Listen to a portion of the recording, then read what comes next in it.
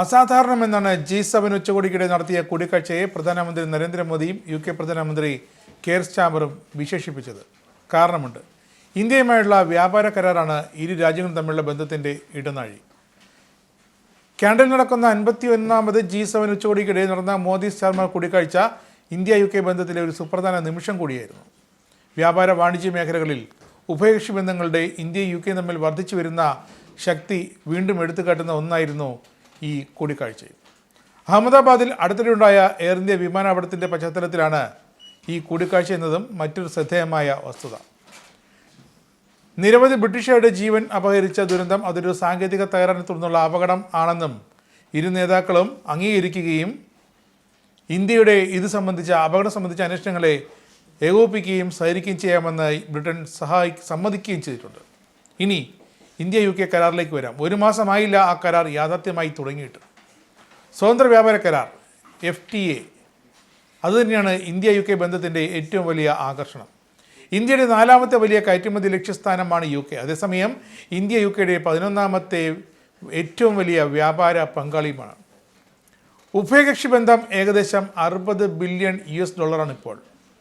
2030 ആകുമ്പോഴേക്കും അത് ഇരട്ടിയാകും. $120 billion India UK സാമ്പത്തിക ഇടപാട് മാറുമെന്നാണ് പ്രതീക്ഷ. ബ്രെക്സിറ്റിന് ശേഷമുള്ള UKയുടെ ഏറ്റവും പ്രധാനപ്പെട്ട ഉഭയകക്ഷി വ്യാപാര കരാറാണ് ഈ FTA കരാർ.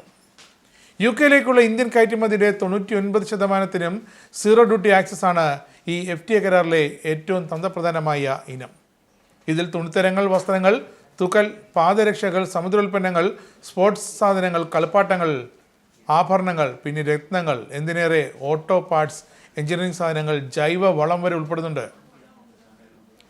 FTA UKയിലേക്കുള്ള ഇന്ത്യൻ വിദഗ്ധരുടെ നീക്കത്തെയും ശക്തിപ്പെടുത്തുന്നുണ്ട്. പ്രത്യേകിച്ച് IT, ആരോഗ്യ സംരക്ഷണ മേഖലകളിലെ ഇന്ത്യൻ പ്രൊഫഷണലുകൾക്ക് ഏകദേശം 100 വാർഷിക വിസകൾക്കുള്ള വ്യവസ്ഥകളാണ് പുതിയ FTA കരാർ ഉറപ്പാക്കുന്നത്.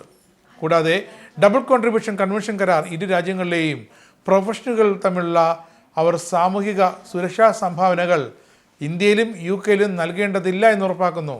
ഇത് ഇന്ത്യ UK അതിർത്തി കടന്നുള്ള ഇരു രാജ്യങ്ങളിലെയും തൊഴിലന്വേഷണം സുഗമമാക്കാൻ സഹായിക്കും. G7 ഉച്ചകോടിയിൽ ഊർജ്ജരക്ഷ, സാങ്കേതിക സഹകരണം, ആഗോള ദക്ഷിണേന്ത്യയുടെ മുൻഗണനകൾ ഇതൊക്കെയാണ് ആഗോള വിഷയം ഉൾപ്പെടെയുള്ള ചർച്ചകളിൽ പ്രധാനമന്ത്രി നരേന്ദ്രമോദി എടുത്തിട്ടത്. ഭീകരതയ്ക്കെതിരായ ഏകീകൃത ആഗോള നടപടിയെക്കുറിച്ചുള്ള ഇന്ത്യയുടെ നിലപാടും നരേന്ദ്രമോദി ആവർത്തിച്ചു. വികസിത രാജ്യങ്ങളുടെ ആശങ്കകൾ G7-ലെ വികസിത രാജ്യങ്ങൾ പരിഹരിക്കണമെന്ന് പ്രധാനമന്ത്രി നരേന്ദ്രമോദി UKയോടല്ല UK റൗണ്ട് ടേബിളിലിരുന്ന ലോക രാഷ്ട്രത്തലവന്മാരോട് ആവശ്യപ്പെട്ടു. കൂടാതെ അന്താരാഷ്ട്ര സോളാർ അലയൻസ്, ആഗോള ബയോഫ്യൂവൽസ് അലയൻസ് പോലുള്ള ഇന്ത്യയുടെ സംരംഭങ്ങളെ മോദി എടുത്തു പറഞ്ഞു.